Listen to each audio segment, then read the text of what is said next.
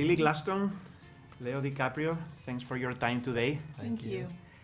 First of all, how nobody knew about this story until now? I've been asking everyone, and it's like we didn't know. It's crazy, right? Right. And I mean, even still in Oklahoma, where this takes place, the book is, all intents and purposes, banned from being taught in public schools.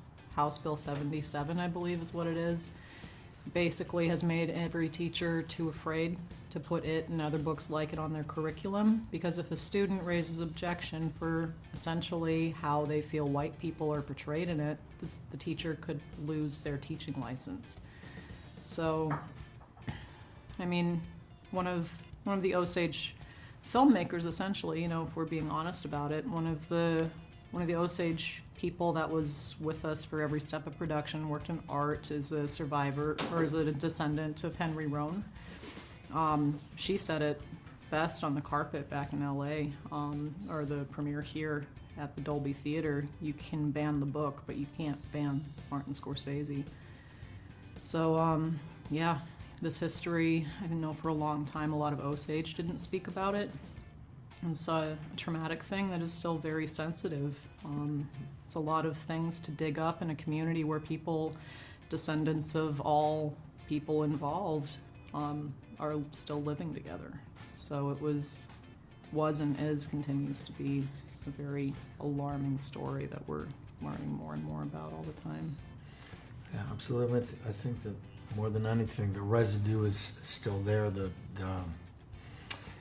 As Lily was saying, this story was suppressed sort of from American history, and once it came up for us, we felt this, not only an immense gratitude to be able to tell the story, but a huge responsibility to try to investigate the truth as much as we possibly could. And I've never seen Marty sort of more obsessed with getting to the truth and the heart of what this story was about, it and what it means, and the fact that they were there a century later talking about, you know, these injustices, and yet this story is repeating itself today all over the world with indigenous communities in every continent, you know, and so that's why this story was so incredibly powerful and resonant for us. And how was for you working back with Marty and also with Bobby De Niro, that you had been like in a feature film 30 years ago in this boy's life? How was for you like going back to